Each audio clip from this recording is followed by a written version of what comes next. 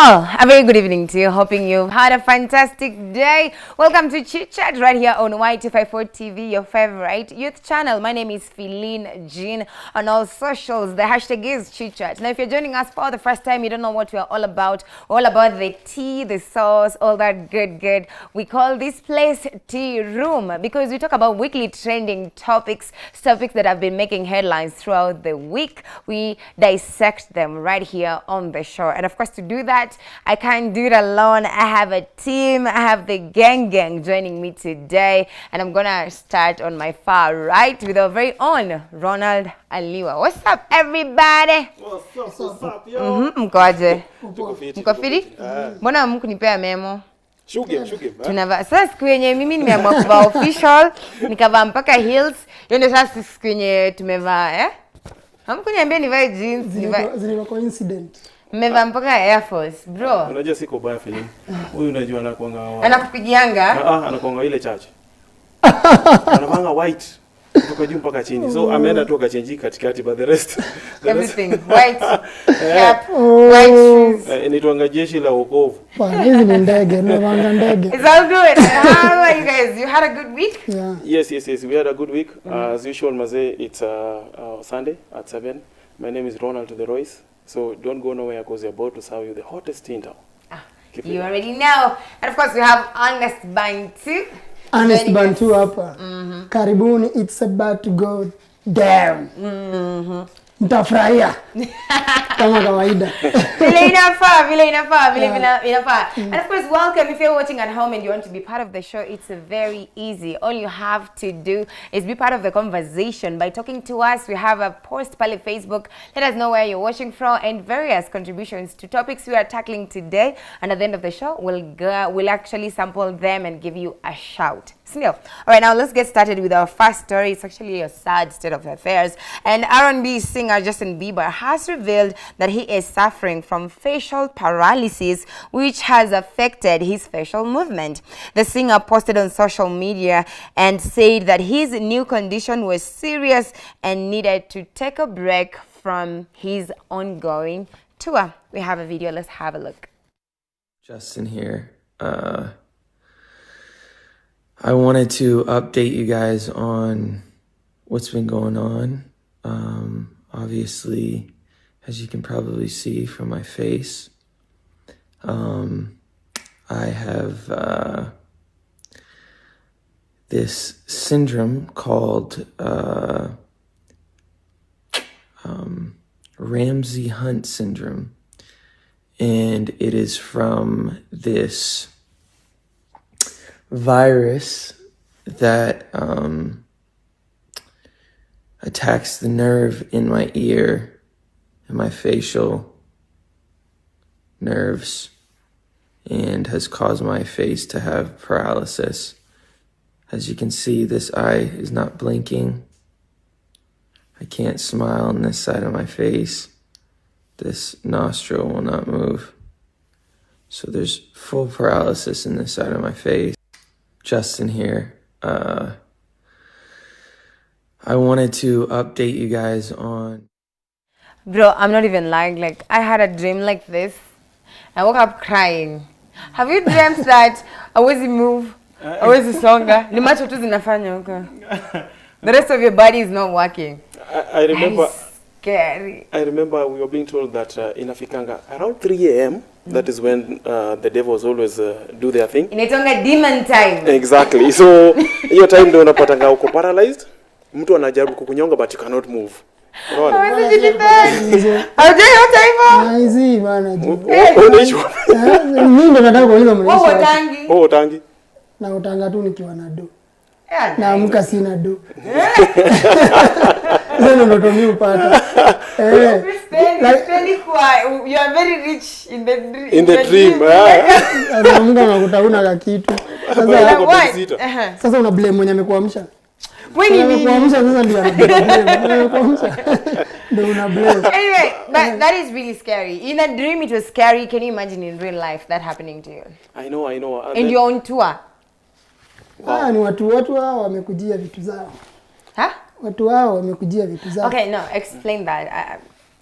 Watu wagani wamekujia nini? Watu wao zile sijui wanasema kwa Illuminati ama whatever things. Wamekujia vitu zao. Wajua ni abnormal, vitu zingine si normal. Sawa ni wasi Illuminati tu pesa ya haraka ni hivyo. Lakini si kuna watu upate hizi conditions, si lazima iko ni wasanii peke yake. Huyu jamaa mnataka kusema ni mclean hivyo tu. Si ni vibaya kujudge, lakini unataka kusema unajua naangalia pia lifestyle. Yeah. And let me tell you the weirdest thing. So Justin Bieber is married to Hailey Bieber, and during their tour, juzi tu akiwa on the same tour, they went to the hospital and his wife was suffering from blood clots. Of the brain too. Whoa. Sasa coincidence zinakujanga bibi na bwana the same. Wote ni wagonjwa and they are suffering from very rare conditions. Si ati ugonjwa iko na kila mtu. And then when it comes to paralysis, I think mostly one can affect one side of the whole body. But now this is funny because it has affected one side of the face. It has a name. This has a name. Nimesahau vile inaitwa, but there's a name to it. It has a name. It's a condition. Okay. So venye Bantu amesema watu wengine wamekujia vitu zao. So siko baya. You can tell me that wewe unaamini hivyo. Yeah, we do. Those things do exist. No, but let me tell you something though. This topic has been trending on Twitter it was trending on Twitter for the better part of yesterday. And there are so many conspiracy theories. There are people who say, allegedly, it's a result of the COVID vaccine. Oh. Because remember when people are getting vaccinated, kuna watu who are getting blood clots. Yes, true. And then now these guys are like, ama ndo wasa kwanza kupata, maybe in future it's going to affect so many people. What are you thinking about that? But it's a conspiracy theory, and social media has a lot of it. Anyone can say anything. But feelings kila mtu worldwide walipata hizo vaccine. Kwani yeye tu ndio alipata vaccine. As many effect ya Pfizer, like they had Pfizer. Ama kama si mimi kivyangu ni Illuminati. Kama si Illuminati hiyo ni kivyangu. Kama si Illuminati ni zile kuna vitu maybe ameapply hapo. Unajua jamaa kuna do ni mdogo. Unaona kuna vitu zile ameapply sijui nini. Wanajiweka kanga sijui yanga kabisa sijui ajaje. Jometan 28. Ma side effect ndio hizo sasa bwana. Kwa tu wewe tu. Wewe sura yako ngumu kaa tu nayo. Hebu nikuulize. Akona ngoma yote ina come up soon. Yeah, he's been releasing music. Yeah, pengine now this is part of the kama ni kiki ya kuuza hiyo muziki. Lakini sasa unafanya aje hivyo mapua side moja ifanye? It's possible. Kucheka na side moja na huku kingine unajua kucheka na nusu. This thing was recorded using a phone, right? We have applications that Look at that. Do you think you can do that in a way that you say? Yeah, it's possible. This, in fact, let me tell you, if you will do practice on this, which makes He's really having trouble talking. No, he's making up things. That's why I'm telling you, there's an application that will make you do this. You know, any application you can find unakamze. It's the same thing, the same concept. So Justin Bieber, there is a song. So now that he's on tour, anataka watu wengi wakuje kwa tour kumuona. And we remember just last week they went to eat, him and the wife. They were, I think that was in Italy, right? So they're on tour. So unaona vile watu tu kwa maceleb, mapaparazzi na follow kila mahali. So there's this restaurant yenye ukienda huko, it's you book in advance. So they went and kulikuwa kumeja everywhere, like, but there are some tables that were empty but they've been reserved. So obviously wanapewanga priority kila mahali ukienda, but this hotel was like no, they turned them away. Just a few days ago they were like, I'm sorry, you can't eat here, the place is full. Hey, Illuminati. Illuminati. Illuminati. Sinafukuza. Amaza kusota. Okay, so kuna mchezo. Hapa nataka kukula bure. Nile waliambiwa it's a fancy restaurant. They're like the place has been booked. They're like there are empty seats. They're like they've been reserved. We can't let you in. Unajua ni kama Beyonce akuje aende ingie hoteli yako. Unajua mnasema hata mnazaambia kila mtu atoke. Na wamelipa mnaambia bro, Beyonce is here, leave. Quit. Just like go. So that hotel was like, we know you are a big deal and everything, but we're sorry, the place is full, you can't eat here. Kenya tu tunaweza fanya hivyo, Afrika yani. Wazungu hichi zimeendelea bwana. Wewe na uselebi yako na nini business here, you know. Na hizo unajua Kenya tunapenda ku praise watu wako na do, si ndio? Mtu akiwa na do tunamsifu, tunamuogopa, unaona. So Beyonce tokeni. Kenya na kuanga hivyo. But sasa wenyewe wameendelea huko. I think Philin again, I don't know, he's doing his tour, and I don't know how he's going to perform with one face not functioning. Well, he cancelled the tour. He cancelled the tour? Yeah, alisema mpaka apone kwanza, then they'll carry. He can't perform, right? Like, so this video, he did it for his fans. When Justin is coming, Musha Lipa and everything, so it's like, I'm sorry, like, because tours nakwanga already wanna booking in advance. Okay. So they're like, I'm sorry, I can't continue performing. You guys will have to wait until I get better, and then we'll carry on with the tour. Like, he's not performing anymore. Ni mgonjwa. Okay, ni mgonjwa wamekujia. So, ndugu zangu bana, tutafuteni pesa kwa njia halali. Well, if it's there for real, I think wanakujenga wazee. Sasa wanatafuta nini Justin? He's only 28. As in, maybe kuna kitu hajadu. Si kuna kitu hajadu. Hata ana mtoto. Wanakujia, kuna kitu hujadu. Kuna kitu hujadu. Kuna kitu hatujui nini agreement yao kwa contract yao wamesign aje. There's something hajadu. Allegedly. Allegedly. That's the opinion of this two. Not y254. Y254 does not think, you know. Lakini tusiogopange kusema ukweli saa zingine. Unaona? Kama kuna Mungu, it's obvious kuna shetani, ndio? Sasa tusiogope saa zingine kusema Illuminati iko, si ati hakuna, hata kama tutaogopa kusema. Ni kitu iko na ni kitu tumeona hata sisi wasee wa kinini. But sasa ni wewe tu kuchoose between God and the devil. It's you to choose, ni choice yako. Na sio tu anataka pesa ya haraka haraka au. Naona huko kwa devil kuna pesa ya haraka haraka. Kwa Mungu ni mambo polepole. Watu wa Mungu tuna trust the process. Mambo ni polepole. Unaona? Sasa wenyewe ni mbio utajirike. Unaona? Sasa Justin Bieber kwanza alianza kuhita akiwa I don't know 17 ama ni 11. I think 10. Akiwa mtoto anasikia Justin Bieber, unaona? So anasema amezeeka. 10. Yeah. Sasa shida ya kwanza ukiwa celeb ukiwa mtu hiyo watu like Rihanna, she only turned 33 the other day. Guys are like, Rihanna yuko 40. Like guys are like by the time we were growing up, we were already listening to Rihanna, but she started singing when she was a child. So, you've known her all your life. You're like, I've always known Rihanna. Exactly. But Maju, they start early. They start the career. Hata Kenya, exactly. Tuemia wameanza mapema sana. Ni Maju mio ngapi unajua? Tuko nao watoto wako dida. Unafuatilia watu na watu. There was Caesar. Remember Caesar? Yeah, that's when he was a big deal. Alianza kuimba akiwa high school. But tuku atuanzangi hivyo. Mtu akishamaliza high school. That's when you're like, by the way, nilikuanga naweza imba. You know, that's when you go back. Hadi wazazi wanakuambia hapana, sasa si umepita exam. So, utafanya hivi. Utaenda uni, usome, ukishapata hiyo degree, then utaanza. Philin ni msanii mgani anaweza kukuambia hapa Kenya, alianza kuimba na mzazi wake akamwambia yenyewe uko sawa akiwa shule, akampea hadi time after to study kaa hapa kidogo utoe mangoma alafu utasoma baadaye. Wazazi ndio wanafanya mzazi. But in the States they support your talents. Like for them their education system is different from ours. They nurture talent. Sio kila mtu atakuwa poa na books. Unajua kuna lazima hata kama uget vitu zingine unalazimisha lazima uende shule. Uko if you are footballer unapelekwa academy. Wende uko footballer. If you can sing they take you to music schools and you don't waste time na. Hizi zingine you just do. That's why unaona watu kama was it Ice Cube was it Busta Rhymes? He just graduated the other day. Yes. Like all these people they are graduating in their 50s in their like even in their 60s. That's when someone anapata degree. Huku ulipata degree ukiwa 21. Sasa ulienda ni kimangoto, ulienda shule ukaona hapana. Sasa hiki kitu ni sifeel. Unaona? Mimi yangu ni muziki. Mzazi anadhani unasoma kumbe unaunda ngoma. Alafu una blow up mzazi anasema mtoto wangu. Unajua problem ni wazazi. The problem is again unajua with the age kila mtu anajaribu kuficha age.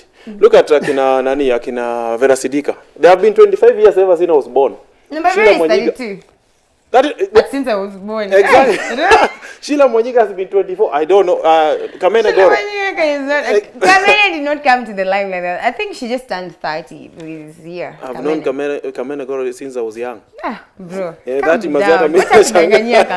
Kamene is young. He's just like Sheila Mwanyiga sawa. Sheila Mwanyiga ni tukiwa. Yeah, tukiwa toi they were like easy. That was a long time ago. Lakini ukiangalia vizuri amezeka ni venye tu anashinda. How young is young? Young is young when you're talking about maybe around 25. That's young. That's young. 26 ni mzee. 26 ni mzee. Wow. Exactly. All right, now we have a new definition of young. Now, on that story, we're going to move on to another story. The hashtag is chit-chat. Keep talking to us. We have posts on our socials. Go comment below. And at the end of the show, definitely we'll send some love your way. And of course, from that, we go on to another story. And media personality, model, singer, DJ, socialite, businesswoman, and Hilton Hotel heiress, Paris Hilton, has revealed that she turned down President Joe Biden's offer to play at a dinner event where he was hosting other presidents so as to attend Britney Spears' wedding. 40-year-old Britney Spears got her happy ending after marrying the love of her life, 28-year-old Sam Asghari, in a ceremony attended by her close friends such as Madonna, Paris Hilton, Selena Gomez, Donatella Versace, and actress Drew Barrymore. We have videos. Let's have a look.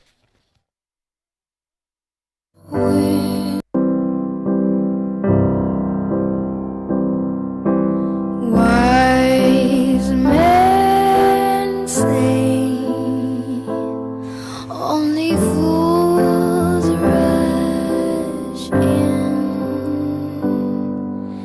but I can't help falling in love with you.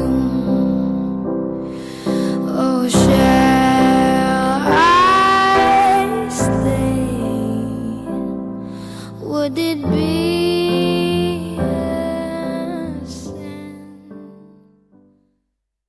Actually asked to DJ for the president and all of the other presidents from around the world for the dinner, but this was more important to me. And I'm not going to go into any details because it was the Princess Bride's night and that's her story to tell. But all I can say is that I am just so incredibly happy for her. She looked stunning and it made me so happy to see that she found her fairy tale. And they are a beautiful couple and just glowing. And it just really warmed my heart to see her just so happy and free. I was actually asked to DJ for the president and all of the other...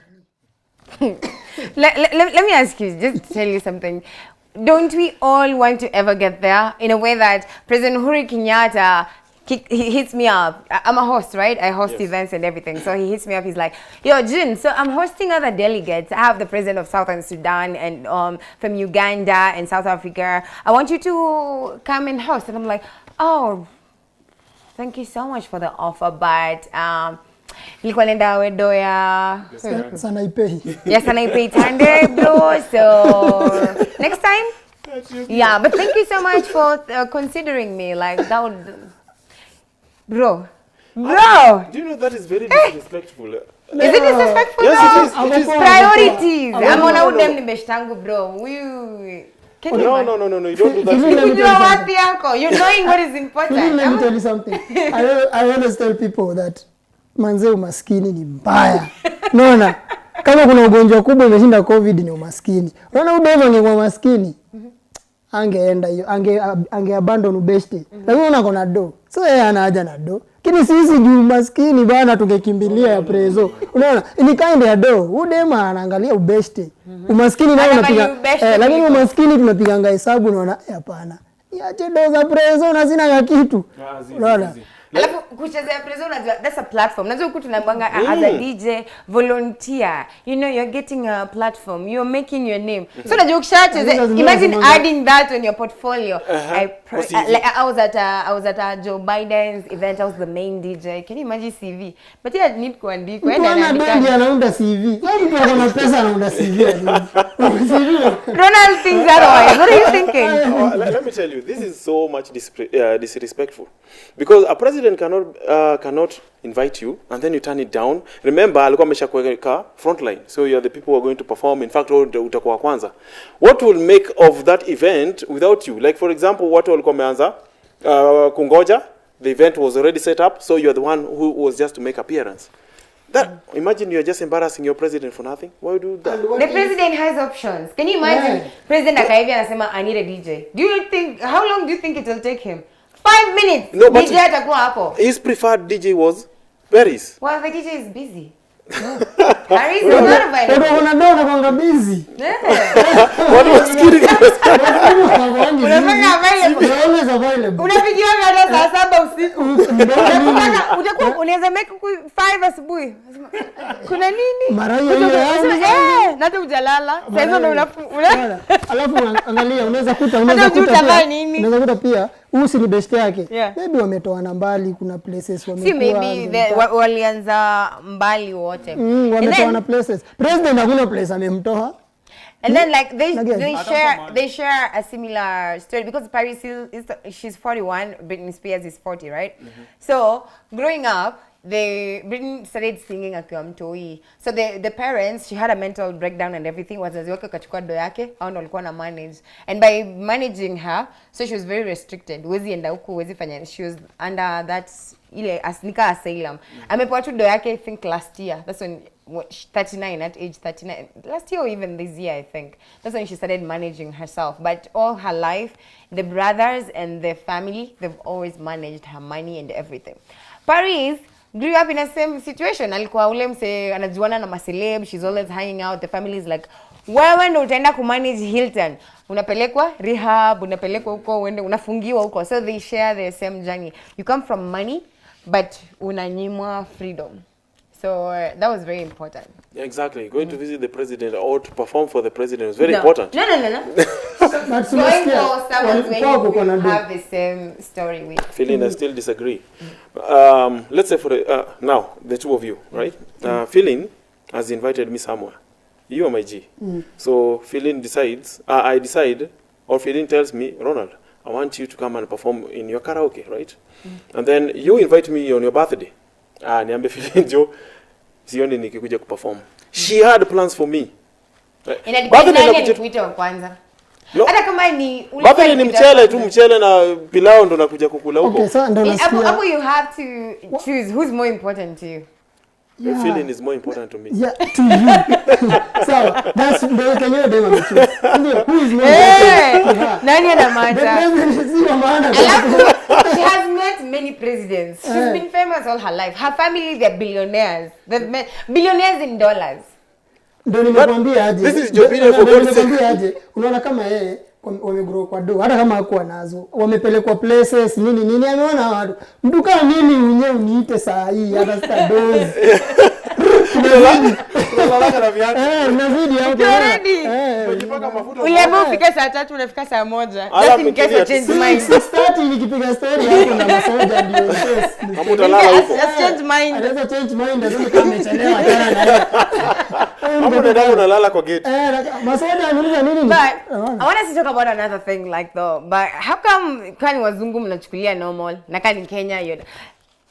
Britney is 40. Yes. She married as Gary, who is like, he's a model, 28. Huku mnasumbua Guardian Angel. Like, he's like, hey bro, she's like, do you how old? Guardian Angel is literally 34. The wife, they're living together, right? Yes. It's 52. Mmesumbua. Britney is 40. This other one is 28. Hakuna hata mtu kwa hii set ameongelea hiyo story. Mmelenga. How come no one has talked about it? What's Africans? Africans wako na culture. Sisi hata kama unaona ni kama kwa mfano Christianity ilikuja kutoka Israel. Hatukuwa na Christianity huku. Hivyo ndo inasemekana. But hata tukifuata hivyo kuna vitu za Israel hatudu. Tunaendanga tunarudi kwa culture yetu. Naona unasikia lazima tu stick kwa culture. We Africans. Kuna vitu hatuwezi do. Sisi tumezoea mzee anakuwa mzee. Mmelenga hiyo story. Tumejifanya ni kama tujue lakini tunajua. Lakini unajua you're talking about Christianity. Even in the Bible there's no where it's noted or where it's said or written that a woman is supposed to be older than you or younger than you. So imeandikwa lakini wewe ndio hujana. Ni gani basi gani? Imeandikwa kwa Genesis, Mungu alianza kuumba mwanaume. Unajua ni kuandikwa inafanya God started with a man. Kama kuna hii manze, si nikuacha na 28 years ndio nikupatie ada. No. Those are just Exactly. When Si Jesus kama Christianity. Nasema, if you carefully creation story, the creation theory, wameseparatiwa na masiku. Hawajaseparatiwa na miaka, bro. But tunasema ukubwa. Nani anafaa kuwa mkubwa? But ni masiku. Ni mwanaume. Wanaume wanafaa kuwa bigi. Okay, let me ask you. When you bring the age factor in marriage, how important is it? Iko important sana sababu one, madems unajua uzeeka haraka. So allegedly. Si allegedly. Unaona wanaume wenye they smoke a lot, mtu akikwambia like they've been drinking or something. Ama tu even gin. Mwanaume anazeeka haraka ni mwanaume amejizeesha. Mimi sema mwenye amejizeesha, sijui uko jaba, uko drugs. Wewe umejizeesha. Na zile wanaume mwenye ako tu fiti. Kuna tu wengine ni jeans. Na mwanamke mwenye atumii kitu, ako anything. Huyu mwanamke atazeeka mbele ya huyu jamaa. Wewe unaona bibi yake Denzel ako 52 anakaaje? Anakaaje? Juu ako na do. Mtu mwenye ana do. Mtu mwenye ana do anakaa hivi. So money matters. Money matters. So kuna do unaweza marry. Tunacheki kama Diana na Bahati, unaona? Oh, Diana nakwambia kama angekuwa na pesa. Umwangalie hivi. Umestuka sana wala. Bahati hata mwenyewe angerudia ule demu yake, nimesahau jina yake. Huyo angemrudia. Lakini unaona ni pesa. Hata ukiona do unaweza look young. Mwanaume hata kama hana pesa. Ako tu young, maybe wala kujaribu. Nimesema kama ujaribu hata kama huna pesa. Hata umeenda mbali. Do you know wanaume tunakuanga young at heart hata kama una do. I'm not going to talk about that. That is his theory, but we move now. Whoa. This is now entertaining. The next story. Now, video director Only Omoke was the recipient of drama last night when his ex-girlfriend and content creator GK Nyambura showed. That's not even last night. That was earlier this week. And like she showed up and started screaming at his apartment. In the video that went viral on Friday, June 10th, GK Nyambura is shown shouting outside Omoke's apartment building at 4 in the morning. Now, we have videos. Let's just have a look. You just saw me being hit. Like, bro, she hit me. Like, I've been hit and you just saw. You just saw me being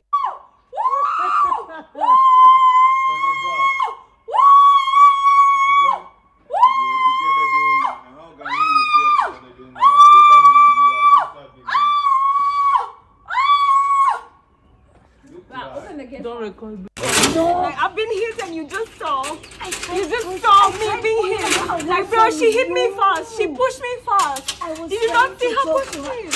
Bro, did you not? Like, I've been hit and you just saw. You just saw me being hit. Like, bro, she hit me fast. She pushed me fast. Did you not see her push me? Alright, so for those who didn't know what was happening, GK Nyambura is the ex of Omoke, Only Omoke. You know him, he's a videographer. So this is what happened. These two used to date, and then they broke up. And then he allegedly, according to Nyambura, he's been texting her like, yo bro, come through, nini, unakuja lini. So this chick went to see him. Ni vile tu alikuwa ametoka sherehe, I think, with her friends, and then they were like, zikawa show, twende kwa Omoke. So kufika huko, akaenda kuambia Omoke afungue mlango anataka nguo. So I don't know, Omoke came out and they started arguing. So wakapasua flower pots, and then Omoke decided to record. Bro, mbona wewe pia ulichoma. And then after that, when they wanted to leave, according to Nyambura, the watchman did not want them to leave. Alikuwa amewakazia kutoka na wambia they have to pay $2,000. That is approximately 200,000 za Kenya. I think they must be rich kids. For someone to think you have 200K on you, Saizo, you have to have money, bro. So, wanawambia like, we want money. And this chick is like, me just went to get my clothes. Only that's why nilienda na mabeshte. Ningekuwa namtaka, ningeenda solo. But I went with my two friends. So if I went with my friends, singeenda nikwambia bro nakutaka na mabeshte zangu, I want you back. But she had screenshots showing Omoke akimuinvite all the time. So they're like, we were invited. Only that sikuwahi mwambia nitaenda lini. Me honored the invite. Ni vile I just went at 4. Lakini hapo dema anatukoroga moja. Sababu nguo zako kwanza zinafaa nini kwa ex? Sasa ni ex aliacha nguo ndo ameamua kuendea. Na akasema ningekuwa na mdai ningeenda solo bro. But nimeenda na mabeshte. Sasa wametoka, I think walikuwa wametoka out zikawa show. Okay, first things first. Sailors gang. Mwapata mtu atakuwa anawapiga nduru. She's so good at that. Tabidi ule jamaa tulisema last time. Consumer got a competition. Now, number 2, there's something I don't understand. There are screenshots of her being invited by Omoke to her place. Yeah. Right? Then she decides to go with her friends. Why did she decide to go with her friends? Because Yvonne does the limb show. Anyway, let's do this. This story is very juicy and we have to talk about it more. But first, we got to take our first break right here. You're watching Chit Chat. We'll be back with more shortly.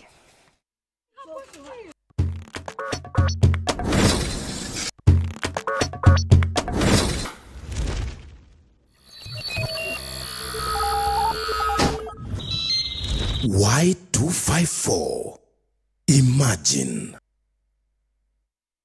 Right, thank you so much for staying with us. If you're joining us right now, you are watching Chit Chat right here on y254 TV, your favorite youth channel. Now, we're all about gossip and trending topics that have been making headlines throughout the week, and we do a roundup right here on the show. Now, before we went on a break, we were talking about GK Nyambura and Omoke. Now, GK Nyambura is a content creator and only Omoke is a videographer. These two used to date. They broke up. Now, this chick claims that alienda 4 a.m. kwa Omoke kuchukua nguo zake.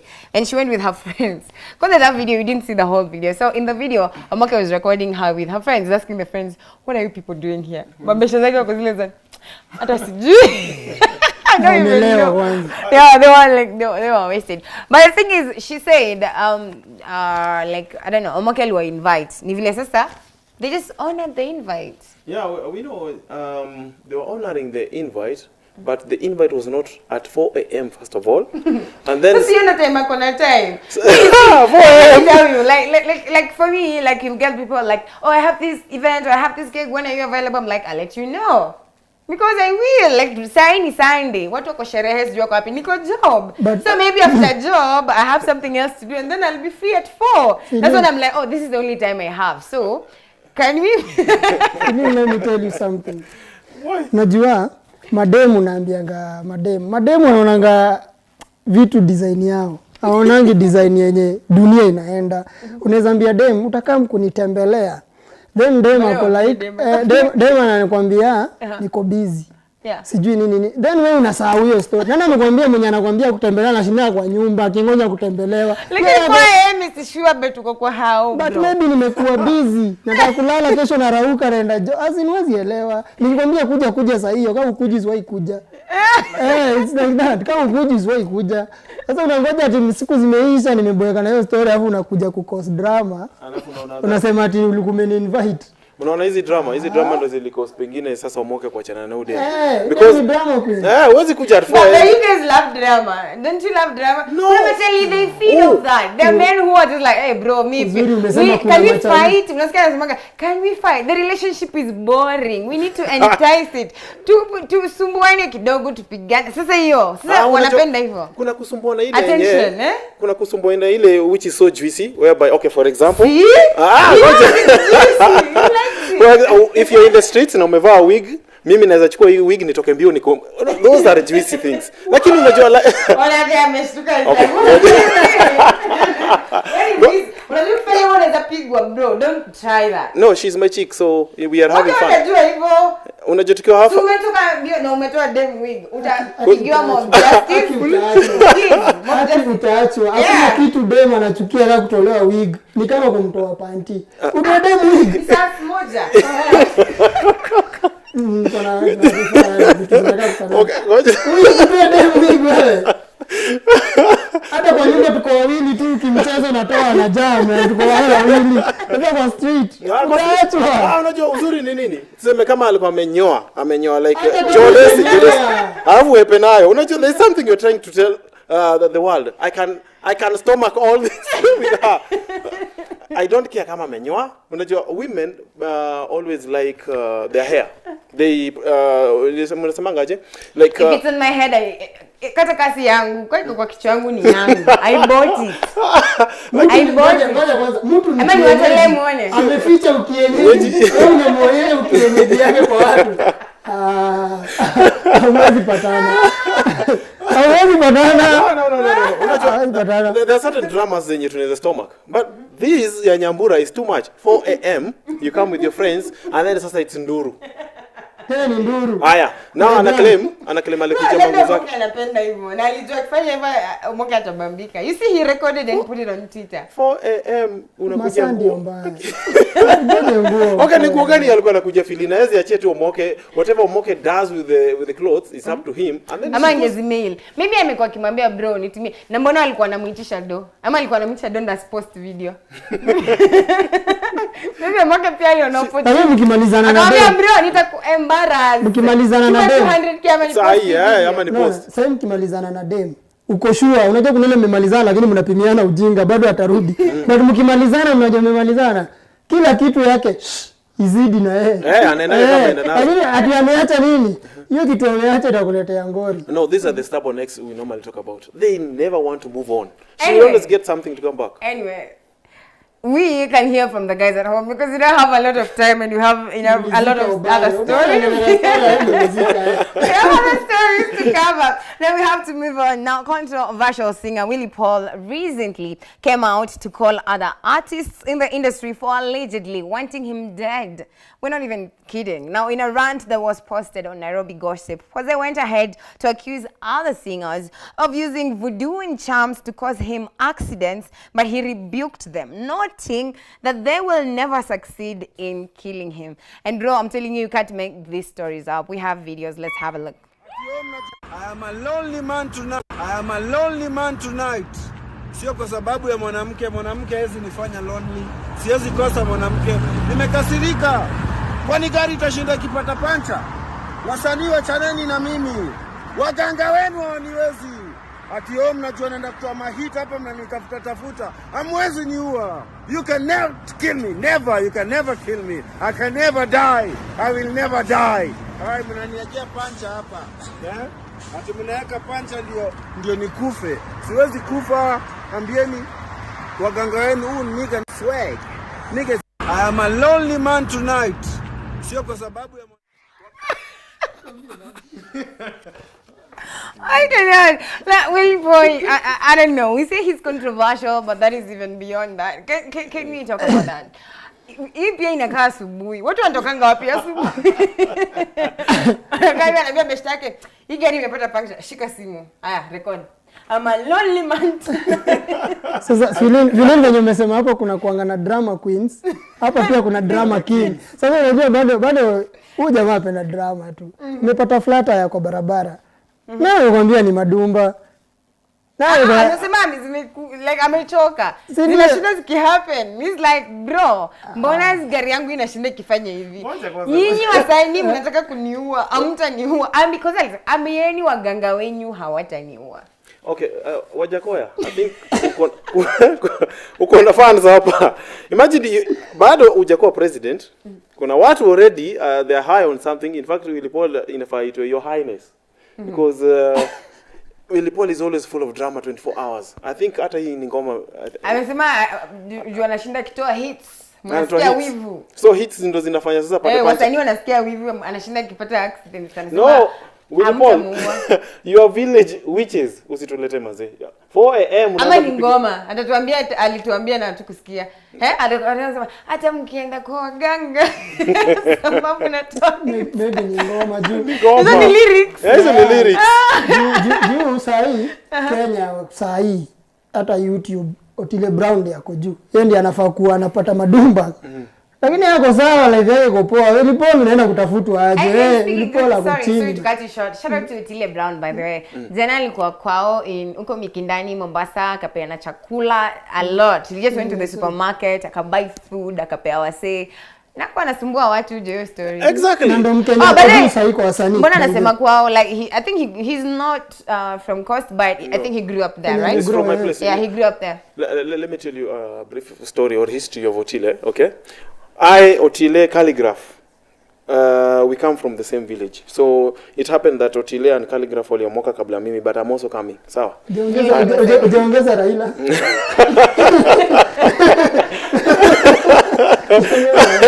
Yeah, okay, we are coming too. Hata baba, yeah, by the way, is my neighbor at home.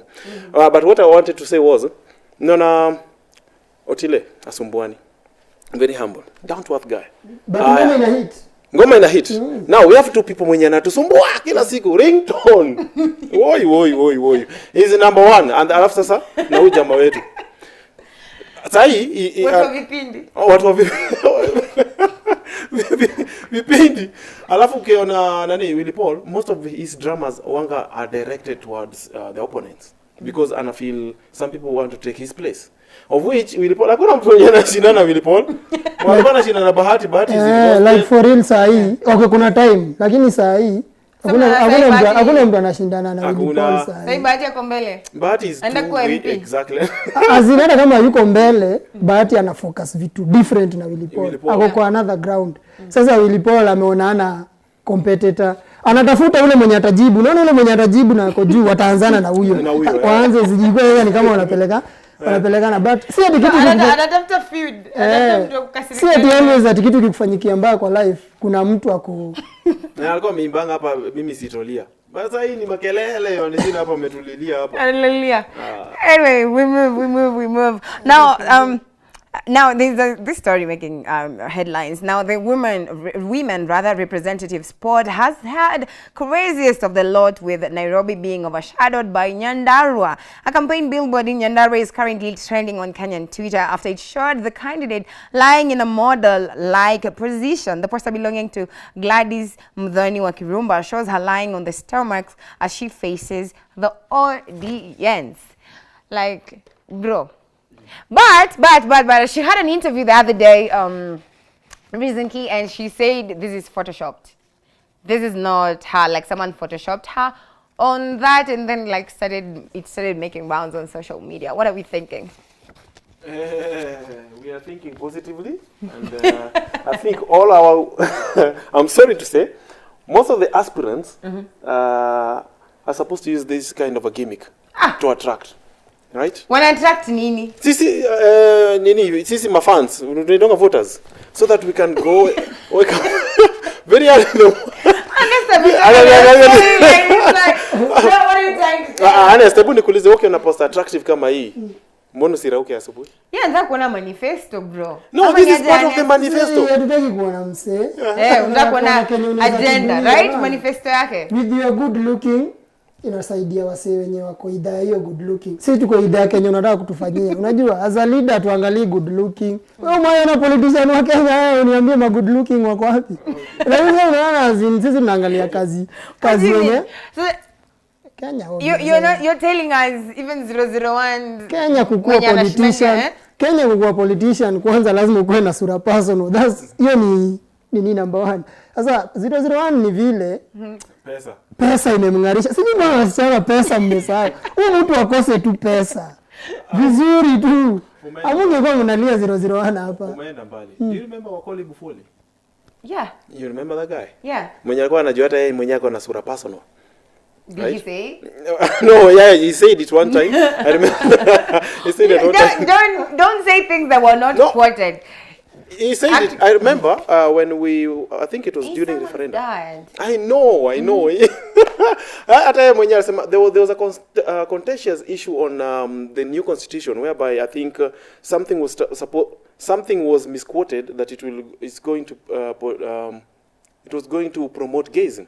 So it was like, sasa hata mimi na hizo rangu mbaya kuna mwanaume atanipenda. Bro. That was exactly that. So do you know honest anasema ukiangalia vizuri most of our Kenyan politicians wanakuwa na sura personal. And if you want to vie, maybe number 1 qualification is kuwa na sura personal. But now Zoena mademu wanavai Kilimani, not Kilimani, Kilelesho. Did you see? Women reps. The women representatives, the aspirants. Mbona ongei wanaume si unity? Wewe umetaja mmoja 001 mwenye amengarishwa na pesa. Tajia mmoja mwenye hapa tu Nairobi ama area. Nixon Korir anakaa vibaya. Let me talk about the people I know. Kina Jalas. Hatutaki kwenda kwa mtu personal, ikuwe tuko personal. Lakini wewe unajua tu. Hawa wanaume wetu bana. Kwanza hao politician wa kitambo, wote hao wamekuja. Hao wa kitambo. Tunawachia Mungu. Unajua Wajakoya amesafishwa na bangi. We move. His Highness. Let's move. Before we get in trouble, this story is going to get us in trouble, and I don't want that. So let's just move on to another story. And Langata, MP aspirant and comedian Felix Odiwar worker, aka the last brother, workers that allegedly stole from him are said to have been spotted in his home in Kitale. According to a report posted on Nairobi Gossip's Instagram stories, one person claimed that he had spotted the two at near Jalas's compound in his Kitale home. This comes just days after media personality promised to forgive the two and let them keep their jobs if they came back, since he knows they were in trouble trying to run away. Right, we had a screenshot of the alleged person who saw that. So that he wrote to Nairobi Gossip saying that I'm on our say and he knows them. Ashawai waona kwa concert ya Mlamwa. He knows what they look like and they were driving around. He even, you know, alikasema ni gari gani walikuwa wana drive. So I'm so confused. What are we thinking? Jalas amesema he's ready to forgive them if they come back. Nadia atawa reinstate, awapatie kazi zao. Last week alisema waliba pesa, hakutuambia ni dongapi, but there's a radio presenter who said they stole 2.5 million from Jalas. Sai, mimi nazijua Jalas akona nyumba Kitale by the way, nilionea huko. So it is alleged. Okay. I don't know. First things first, walienda fanya nini Kitale kwa Jalas? Sijui. Walirudisha pesa. Ama walipotea wakajipata kwa mlango. Ama walidrive ama ni voodoo. Ni voodoo. Sio. Walitoka na so walikuwa naosha gari. Sasa labda walijipata na hiyo gari kwa Jalas. So Jalas ana majuju. Yeah, inaweza kuwa. Bwana wewe anasema ati inaweza kuwa.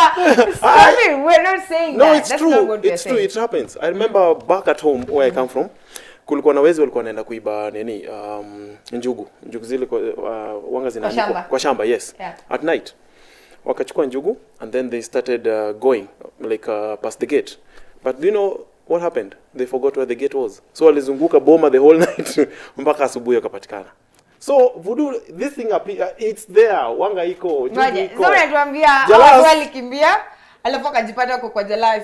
Walikimbia. Jalas aliweka nini kwa hiyo pesa? Wakaona sasa nyinyi mtanitafuta. Wakaenda paka Ucha, hata si Nairobi. So waliibia Nairobi.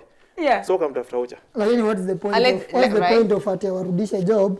Wewe unaweza fanya tu job ukijiwanga jamaa waliwahi niibia. Hata wakirudi job, trust issues. Alisema ako already kuwasamea because they've worked together for a long time and maybe they just had mtu anaweza kuwa alikuwa na shida na kagopa kuambia kamwa mimi nataka pesa and there's money here so I'm taking it. Akasema one of the workers has a very young child. Akasema like that is not good. So yako already kuwa forgive. After he says that, a day later sijui wako kwa Jalas. Jalangu kura utapewa. Manzi unatupeleka makiki. Unatumia pesa mingi kuunda kiki mtu wangu.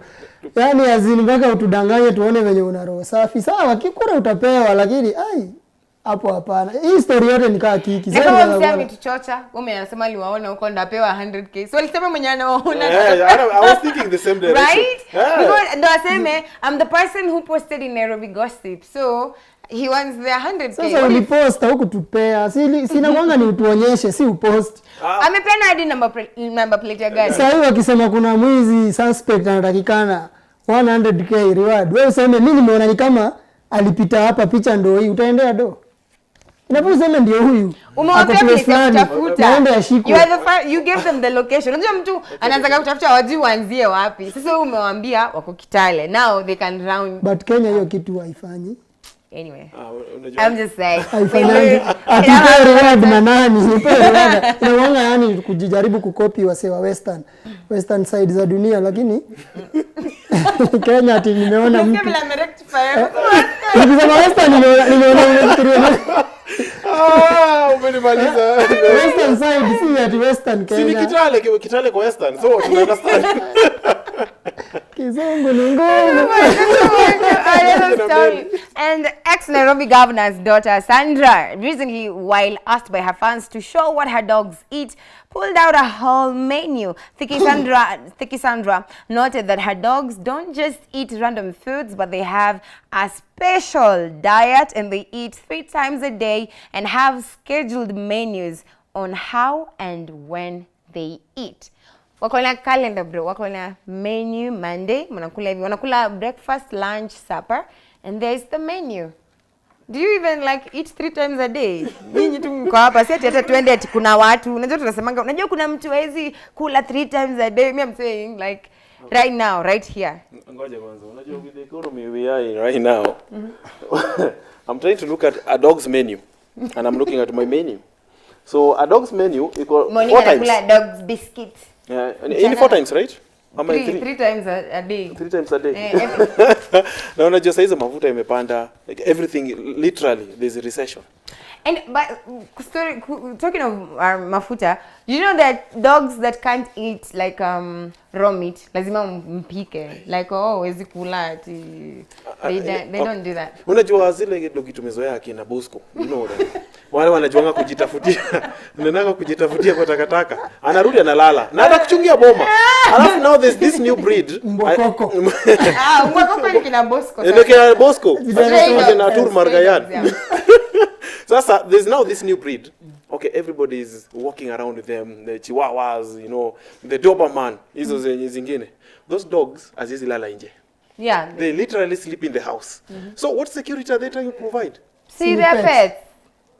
A pet? Umbwa. Mazi kujeni ocha kwetu. Umbwa unaona ile majume nawa, ile kona sabuni. Hiyo ndio wanga tunapatia umbwa inakunywa. And they survive. Come on. Exactly. Umbwa za ushago mwezi patana. Mnasikia ndio wa shamba wiki mjini. Sasa history ya ude, bwana ndio history ya ude kwanza. Ude wajaribu kutupeleka na show off. Hii ni show off kwanza. Sawa, hii ni show off. Kwanza legacy yako nayo bro. So wanasema kuna ngoma imetoka juzi nasema mbona yaka niko nayo mbona niteseke. Mtaona. Nime struggle bro, mtaona. Sasa feeling ile. Unaona show off. Kuna show off mingi. Ukiwa umedeal na watu wa show off utajua show off. Kwanza baba yako ako na kesi na Nairobi na unaenda. Sasa wewe unaenda kupeleka show off. Haiko kwa historia sasa tuendelee yeye. Sawa, tunaangalia hivyo pia. Penye pesa ilitoka. Unajua penye pesa ilitoka ndio tunaangalia. Ya kununua hiyo umbwa kwanza ndio tunaangalia. Hapo wewe unatuchachizia hapa. Mzee show off unajua atafanya tu anataka attention. Wewe anataka tu Filini wewe umekula leo, tunajua umekula lakini hatujui ni nini. Mbona hutuonyeshe kenye umekula? Unaona mtu hadi ana post kenye amekula. Unakula uende kwa tumbo yako si yetu. Why do you show us kenye umekula? When was the last time you ate biscuits? Hiyo ni siri yangu. Naambia nini? Unaona? Hii dogi inakula dog biscuits bro. Ndio nakwambia aje kukula watu wanakula. Imaanishi mwenye akuonyeshi akikula, haimaanishi akuli. Unaweza kudara anakula kukushinda. 4 meals. Lakini haonyeshi. Remember these are 3 meals. Paka imeandikwa dinner, breakfast, kuna chai jioni si ndio? Ile 4 am, 4 pm, alafu sasa kuna supper. Hiyo umbo inakula vizuri kushinda umbo ya Bill Gates. Bill Gates hajai tuwekea umbo yake inakula nini? Hiyo umbo inakula people asked, there's someone who asked, what does your dog eat? And then she pulled out a Bosco wako ameifidiwa. The last time sikuna takataka pale hizi dog by them nasema kwanza they're very picky. Zinaangalianga unakaa aje. Naona you look nice, utakuja inakuja Hi. Lakini yone if you look like a Kenyan politician, my friend. Back. Nitakupeleka mahali unafaa. Ni breed gani ya Kenyan politicians because I think bulldog umbwa zenyewe zinajua zinakaa umbwa.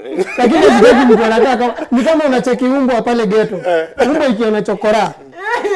Haiwezi assume ijaona kitu. Itabweka na itabweka. But ikiona wewe haikujui, itakukujia tu na ijifanya hata jakuwa. Umbwa itarangi mtu anafanana nayo. Sawa. rivalry. Wewe ni rival, mbona unafanana na mimi? Unajua? Sasa unaweza upata matoko shpaghetti sijaelewa. Let me tell you, this is the story. Unajuanga umbo ukula kwa takataka. Chokosh normally wanaenda the same takataka. Unaenda compare the same place you upata food. Ndio wanga pia chokosh na mark territory. Mark territory basi bora jua hili territory yenyewe. Ni umbo tu lakini ni kwenye umevaa nguo. Unatembea na mguu mbili. Sikuja hapa next time na mark territory. Umai notice akina Bosco wanakimbia kama kule kitu wamefanya akikuona tu ni mbio. Hizi dogi zingine zinajonga vizuri sana zinafaa kizikae kwa kiti. Unaona ile food zinapikiwa. Wewe hebu patie yumbwa nini patia maragwe uone kama itakuwa kule kunishinda. Unajua unanipa challenge. Dog biscuit wewe. Umbwa inakula kunishinda. Mbona mnanipa challenge ya maisha? Imeletewa pizza imeandaliwa bro. Kula sembe na makunde Wewe pale ni geto. I'm done. I'm done with this story. KDF na porridge. Let's go home. Tuende nyumbani.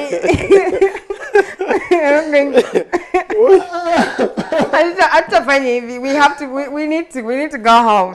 This story tutaendelea huko tea room. All right, now acha tutume salamu. The guys who are tuned in. Anasema Aiga Handsome mwenye hururu.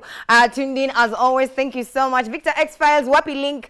That is kbc.co.ke/y254/ Edgar post K Kimayo anasema Nyahururu locked. Will Paul is confused. I agree to na nyinyi vile mmesema. Edwa Mwiki anasema Kasarani Mwiki my hood well represented ndani yake. Thank you so much.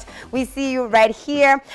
Listening out of Mwiki my hood. Edu we see you. We have Msafi KE anasema tuned out of Karatina Jubian Car Wash Hadita Mati asante. Kevo Wakatanza Lai, you're always tuned. A big shout out to you.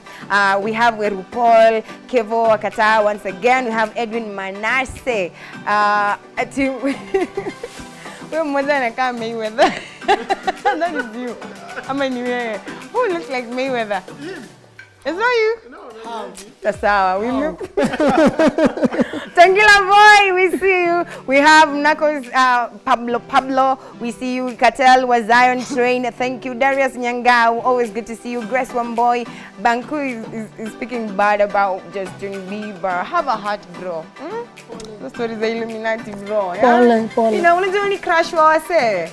You know, Bonnie Mtika, we see you. Thank you. Dewise Mshahiri. We have Kijana Yashut. Thank you. Colin Socholi, Brian, Luke Brian, Clemo Jr., Baba Ben. We see you. Dorcas Mwende, Baba Ben once again. Ruth Dina, we see you. Manu Original. We have Feman Zimbone, always tuned in. Thank you. Sure Rich Kenya, we see you. Rizy, hi. What you are watching from Meru and Masho iko Muerto, asante sana. Don Chris de Kenya Sniper, thank you. Asema uko on point, show iko power, asante. Wycliffe Teacher, we have Bon Phosphorus Wanjala kama kawa. Anasema ndani kama ukweli mbaya geto ikiona chakora lazima ibweke. Doka Smash, thank you so much, man. A big shout out to each and every one of you for tuning in. We appreciate you. Do you have shout outs, guys, before we go? Yeah. But, I think you mentioned one of them. Victor X Files, my G, whatever you are, I'm always just keep it locked, bro. Yeah. Tuko na Zadi kama kawaida Eldoret. Alafu tuko na Marius. Marius always watches the show, but tujai recognize today, my nigga. Always be on the show. So as usual, next Sunday, same place, same time. All right. Bantu. Okay, Earnest Bantu hapa. Kwanza niko na ka announcement kadogo kabla nipege shout out. Kuna best yangu anaitwa Linda Mavitu. Aliniambia tafadhali ukienda pale studio, huyo jamaa mnakaa na yeye ajaribu tu kumuonyesha kifua kiasi tu. Sasa hiyo kifua yako imeonekana huko kwa mtandao. Sisi wa 1GB tujaonekana. Okay, sasa leo basi sweater ataki muone kifua. Nimesikia mtu Mayweather. Unaona sasa Mayweather ni nani? Unasikia nini anaitwa? Linda Mavitu. Nice. Nimesema ni saa moja, please. Okay, sawa. Nimeanza kugotea watu. Acha nisalimie kwanza my princess Chelsea penye huko na watch show, asante. Niko na bouncer wangu pale John Juma, salimika Biki Spice Kenya. Shiron Juguna na wase wote wenye watch show, sister zangu pia watch show ni wengi, jo salimikeni sana. Shout out to all of you. Yeah. And of course, asanteni. Yeah. Same place, same time next time. Yeah. Nadhani mmefurahia. Shout out to everybody else that was tuned in. A big shout out to Joy Wangare. We shout out to Bob Mina. Shout out to JC, Miss Shirley streams in on the show. Thank you. A big shout out to Ken right here. Shout out to Morse. Shout out to Hillary, Rose, Yvonne. Shout out to Hafulu. Shout out to Janet. Shout out to Ariel as well. Shout out to you, everybody. Texas Village, Texas team. Thank you so much. We'll see you again. And you guys at home for watching. Y'all are the real MVPs for keeping us company. We appreciate that. We'll see you again next week with another amazing show. But for now, do have an amazing week ahead of you and have a lovely night.